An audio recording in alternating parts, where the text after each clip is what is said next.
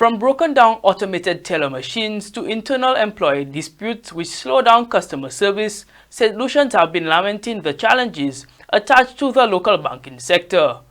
There have been further questions as to whether government will step in to alleviate some of these issues which plague the populace.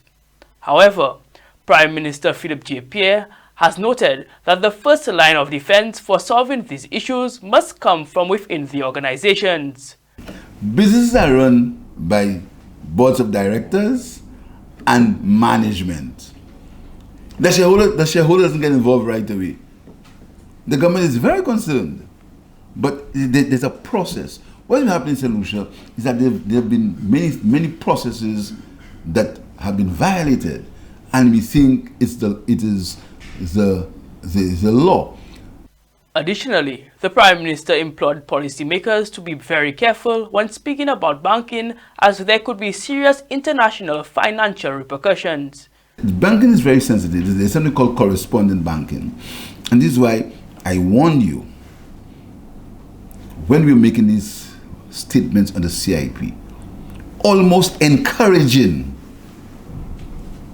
I warn you that the short-term political gain may not have been worth it. Yes, we may get short-term political gain, you know. Philip J. Pierre may not be Prime Minister again. That's short-term. The long-term repercussions of these statements are what we have to consider. And I warned you, and this is why some of you thought I wasn't strong enough and I wasn't do that, because I understand the repercussions of these things. They are very sensitive. Correspondent banking is a very sensitive issue.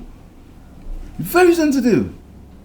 And I understand it, because there are countries in the region where lost their correspondent banking and money had to be put in a helicopter and be brought to Miami to pay credit card bills.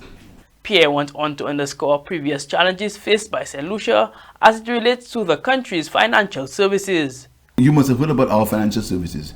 Just doing well.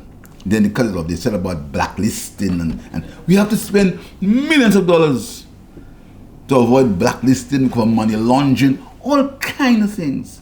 Anytime we are taking one step, they make us make two steps. And what we do locally, we fight against ourselves, as if we were the cause for it, as if somebody else would change. The last government had many problems when it came to the blacklisting. I stood in Parliament and I supported them because I understood the repercussions. Short-term political gain doesn't help anybody, because the reality is you have to deal with a world that's uncaring, a world that has no place for small island developing states, and a world that is more concerned about their own interests and not the interests of 248 square mile islands. While there is a need for obvious improvement in the banking sector, the nuances surrounding these changes continue. For Choice News Now, I am Quinn St.